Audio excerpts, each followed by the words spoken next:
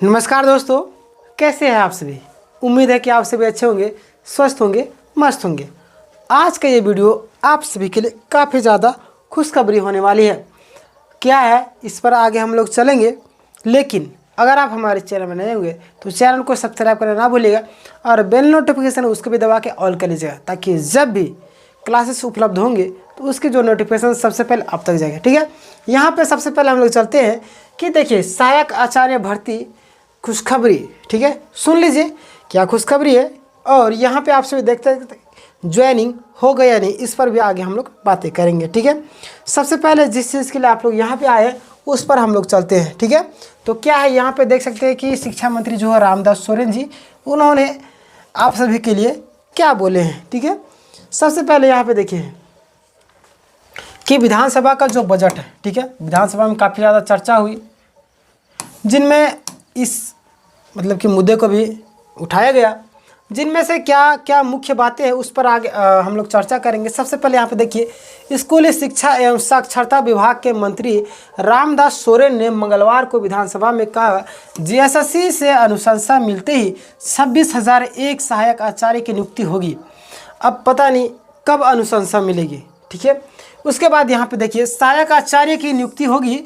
राज्य में 103 विद्यालय ऐसे हैं जहां एक भी बच्चा नामांकित नहीं है, यानी ऐसे भी विद्यालय जहां पे एक भी बच्चा नामांकित नहीं है। ठीक है, और दूसरी तरफ ऐसे विद्यालय जहां 17 शिक्षक कार्यरत भी है। धनबाद के भाजपा विधायक राज सिन्हा की एक सवाल के जवाब पर उन्होंने यूडाइस के आंकड़े के आधार पर इसे स्वीकार किया है। ठीक है, बच्चे नहीं होने के बाद भी शिक्षकों के पदस्थापन के सवाल पर उन्होंने कहा कि स्कूल से बाहर रह रहे बच्चों को वापस लाने के लिए स्कूल में चलाए जा रहे अभियान संचालित किए जा रहे हैं। ठीक है, वे क्या बोल रहे हैं कि बच्चों को स्कूल में लाने के लिए जो अभियान है ताकि बच्चे आए, ठीक है, वो सारे अभियान चलाए जा रहे हैं।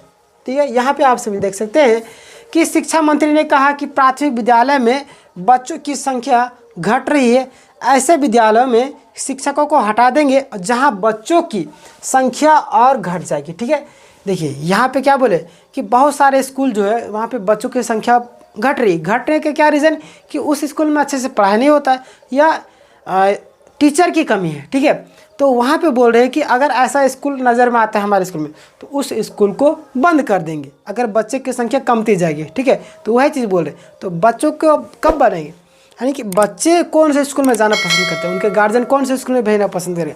जिस स्कूल में अच्छा पढ़ाई हो, शिक्षक लोग अच्छे तरीके से रहे तो वही स्कूल ना चलेगा। अगर सरकारी स्कूल की बात करें तो शिक्षक लोग जाते हैं और अच्छे तरीके से पढ़ाते नहीं, जिनके कारण बच्चों की संख्या वहाँ पे कम होती है। तो वही चीज़ें बोल रहे हैं कि अगर स्कूल में बच्चों की संख्या कम होती है तो उस स्कूल को बंद कर दिया जाएगा। ठीक है, अगर हमारे नज़र में आता है तो यही बातें बोल रहे हैं। ठीक है, और देखिए शिक्षकों की कमी पर भी उन्होंने सवाल खड़ा किया है कि झारखंड कर्मचारी आयोग में 26,001 सहायक आचार्य की नियुक्ति प्रक्रिया अंतिम चरण में। देखिए अंतिम चरण में तो है, लेकिन अगर हम लोग बात करें कि अभी तक 3-4 जो पेपर रद्द किए गए उसका जो एग्ज़ाम है वो कब कंडक्ट करवाया जाएगा, ये तो पहला चरण हो गया। एग्ज़ाम कंडक्ट विज्ञापन निकलने के बाद क्या होता है, एग्ज़ाम कंडक्ट करवाया जाता है। तो देखिए आपने एग्ज़ाम कंडक्ट करवाया, आउट ऑफ सिलेबस क्वेश्चन पूछ दिया। अब मान लिया जिसको आपने क्वेश्चन सेट करने के लिए दिया, ठीक है, वो तो एक्स्ट्रा क्वेश्चन सेट करके भेजते हैं आपको, आपके द्वारा ही क्वेश्चन छाटे जाते थे। क्या आपको ही सिलेबस मालूम नहीं है? ये तो मालूम होना चाहिए। मतलब कि आउट ऑफ सिलेबस क्वेश्चन पीछे जाने का मतलब है कि आप चाहते हैं कि out of syllabus he question पूछा जाए। ठीक है, ताकि बच्चे कोर्ट में जाए और हमारा कार्यकाल लंबा चलते रहे, जब तक चुनाव नहीं आएगा इस नियुक्ति को ही चुनाव के समय तक खींच देना चाहिए। ये सारी चीज़ें दिमाग लगाया जाता है। ठीक है, अब यहाँ पे देख सकते हैं आप कि आयोग के अनुशंसा मिलते ही तुरंत बाद पदों की नियुक्ति कर दी जाएगी। ठीक है, आयोग की मतलब कि कब अनुशंसा मिलेगा, अब मिल जाएगा तो अच्छी बात है। ये तो बहुत बड़ी खुशखबरी जीएसएससी सहायक आचार्य के जो छात्र हैं उन सभी के लिए खुशखबरी कि मिलते ही आप लोग का नियुक्ति हो जाएगा। अब कौन सी नियुक्ति की बात कर रहे हैं, कब मिलेगा, ये तो आप सभी को भी मालूम होगा। ठीक है, देखिए, उन्होंने उच्च विद्यालयों में स्नातक प्रशिक्षित शिक्षकों की नियुक्ति के संबंध में जानकारी दी कि सोनी कुमारी मामले में न्यायालय के आदेश के बाद 17,836 पदों के विरुद्ध 13,927 शिक्षकों की नियुक्ति की जा चुकी। ठीक है, कितने पद शिक्षकों की नियुक्ति की जा चुकी?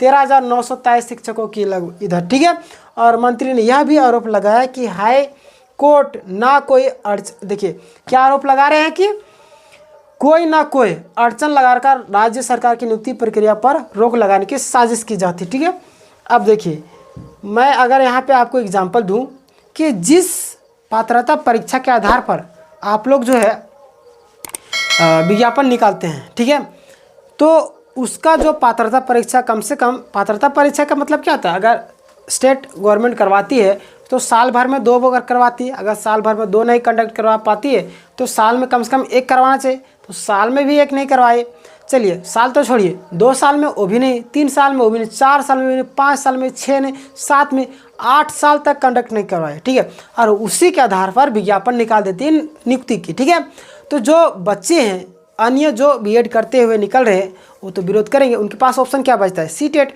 तो सीटेट वो तो क्वालिफाई करेंगे ना।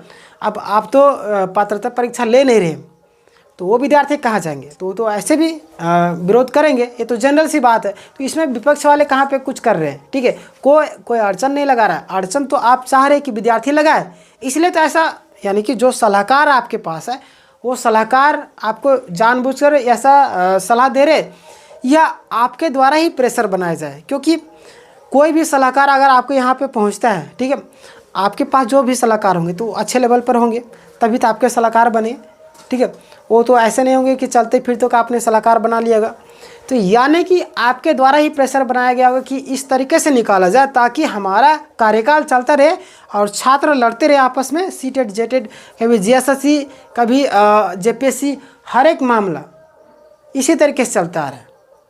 तो आखिर एग्ज़ाम के मामले में ऐसा क्यों, नियुक्ति प्रक्रिया के मामले में ऐसा क्यों होता है? ये भी एक सोचने वाली बात है। ठीक है, यानी कोई और अड़चन नहीं लगा रहा है, ये तो आप चाह रहे कि कोई आके अड़चन लगा दे जानबूझकर। ठीक है, ये तो बिछाएगा जाल है, उसमें जाके फंस जाता है, एक तीर से 2 निशाना। ठीक है, यही कर रहे हैं। चलिए आगे अगर हम लोग बात करें, देखिए यहाँ पे क्या लिखा हुआ है।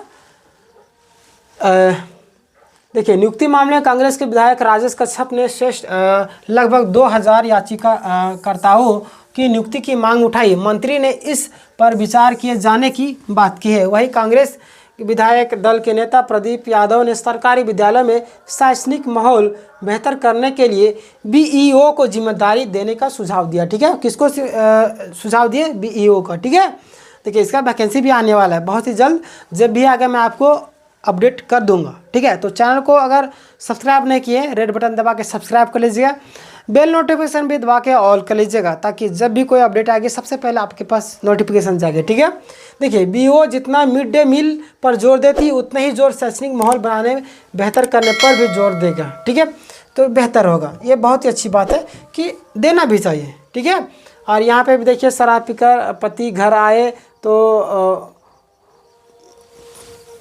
ठोक दो हेमलाल।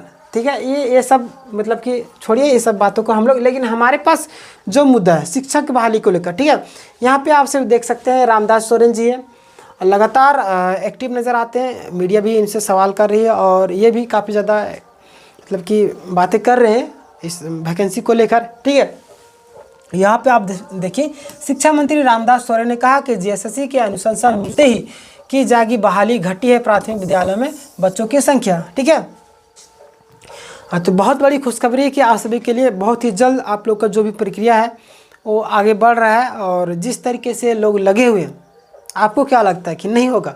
डेफिनेटली लगेगा। जेपीएससी में भी देखे होंगे ना, शुरू में अध्यक्ष नहीं था, जैक के अध्यक्ष की नियुक्ति किया। जेपीएससी में देखिए कितना आंदोलन हुआ, तब जेपीएससी का अध्यक्ष की नियुक्ति की गई। इसी तरीके से जीएसएससी का जो हाल है वो भी बहुत जल्द सुधरने वाला है। क्यों? क्योंकि जीएसएससी सीजन में जिस तरीके से आंदोलन हुआ वो किसी से छुपा नहीं है। ठीक है, और अभी भी पूरी तरीके से माहौल उसी तरीके से बना हुआ है। और 26 मार्च को एफएसएल रिपोर्ट का जो है उस दिन हायरिंग का डेट भी है, तो एफएसएल में जो भी चीज़ें आई है सारी चीज़ खुलासा होगा। ठीक है, और जेटेड सीटेड का भी जो मामला सारा चीज़ क्लियर होने वाला है। ठीक है। 26 मार्च को नहीं, बाकी बात ये तो पहले भी क्लियर हो जाएगा, लेकिन जो सीटेट के छात्र वो भी याचिका दायर करने के लिए लगे हुए हैं। बाकी बात पूरी तरीके से जेडेट के पक्ष से फैसला आ चुका है, इसमें कोई दोहरा नहीं कि आप लोग का नियुक्ति होगा या नहीं, नियुक्ति बहुत जल्द होगा। लेकिन उसके लिए आपको अगर सीटेट वालों को याचिका दायर होगी, उसमें कुछ अगर मेन पॉइंट डाल दिया गया तो आप लोग का स्टे भी लग सकता है। मतलब देखिए, कौन जान रहा था कि हाई कोर्ट का फैसला सुप्रीम कोर्ट नहीं मानेगा। उसी तरीके से हो सकता है कि रिव्यू के लिए गया और सुप्रीम कोर्ट ही अपने फैसलों को ही बदल दे, कोई ठीक नहीं। तो जल्द से जल्द नियुक्ति हो जाएगा, टेंशन लेने वाले तो बहुत सारे लोग लगे हुए और बहुत सारी चीज़ें हो रही है। बाकी बात आप लोगों को क्या लगता है इस विषय में, क्या होने की संभावनाएं हैं, ठीक है, आप अपनी राय ज़रूर दीजिएगा। और अगर चैनल में नए हैं तो चैनल को भी सब्सक्राइब कर लीजिएगा, क्योंकि यहाँ पे गवर्नमेंट एग्ज़ाम की तैयारी फ्री ऑफ कॉस्ट करवाई जा रही है, ठीक है। और सभी का प्लेलिस्ट अलग से बना हुआ है, और जो PDF होता है क्लासेस की वो टेलीग्राम में मिलता है। टेलीग्राम चैनल का लिंक डिस्क्रिप्शन में, वहाँ पे जाके आप देख सकते हैं, ठीक है। अगर मिलेंगे नेक्स्ट वीडियो में, तब तक के लिए अपना ख्याल रखिएगा। जय हिंद, जय भारत।